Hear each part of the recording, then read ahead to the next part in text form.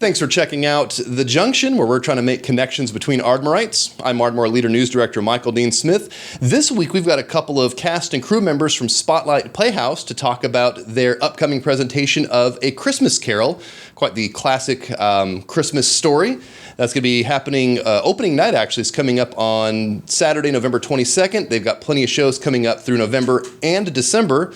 Joining us in the Ardmore Leader podcast studio this week is Steve Brandenburg, Janie Harriet, Aaron Worsham, and Paige Miller, all with Spotlight Playhouse. Thank you guys so much for coming by the Junction this week. Do appreciate it. Yeah, thank you for having us. So before we talk about this production, anybody that wants to answer, feel free.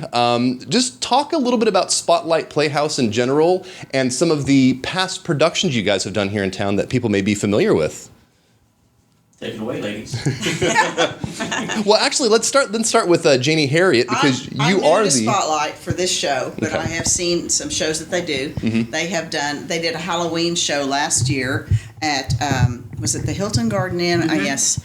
And it had a costume theme to it, and it was a fun show. Steve was in it. He knows about it, and Aaron was in it too. And it was really enjoyable. And I know all of these people because they've been with me in ALT for many years. And so it's just like a big family that's kind of in a different spot right now. But then they went, you did one at the Rusty Chicken in Tishomingo and went to see that, and it was so much fun. It was a little bitty small. It's very comfortable. It's very intimate. Yeah, intimate is a good word, and relaxed. Okay. But have a lot of fun.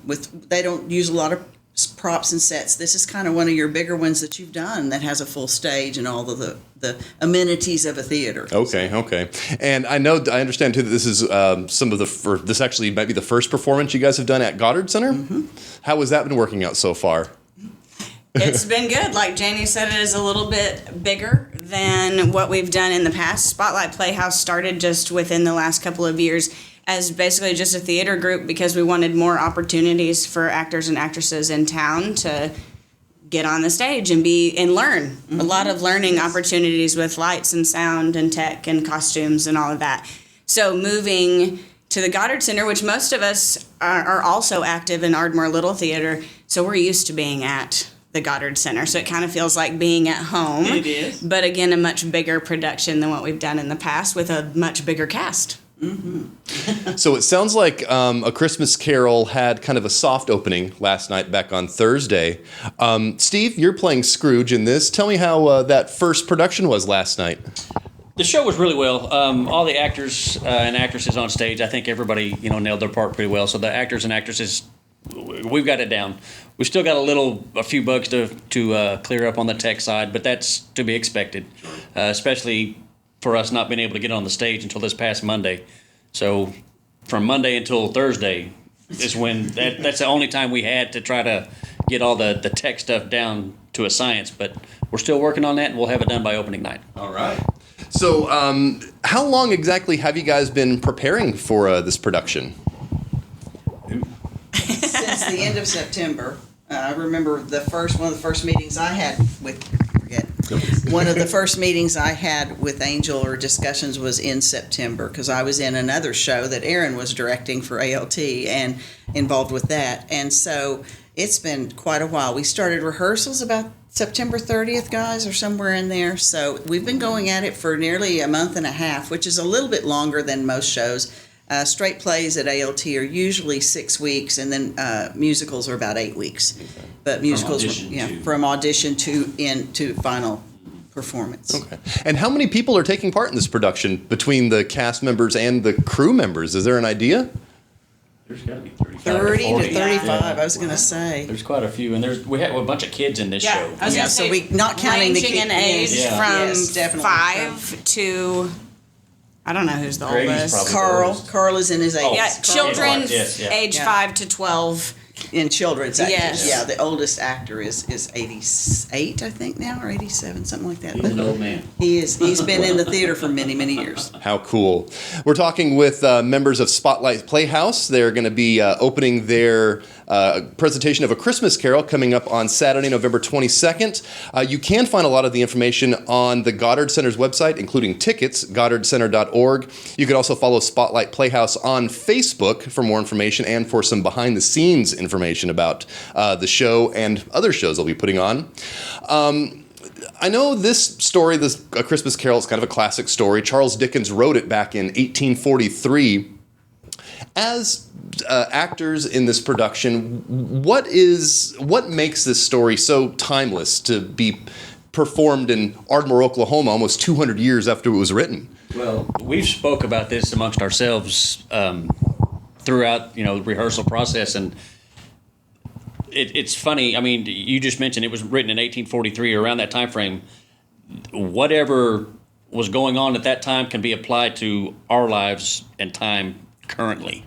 So it's a timeless show. I mean, the economy, the social status, everything that's going on now was going on then. It might be a little different, a few different words, a few different Love of money. Yeah, I mean, his greed. Family dynamics. Yeah, dynamics are have changed Illness a little bit. and sickness and poverty. It's got everything in it. Yeah, so timeless is the correct word to use because it applied, to their time frame, but it still applies to our time frame today.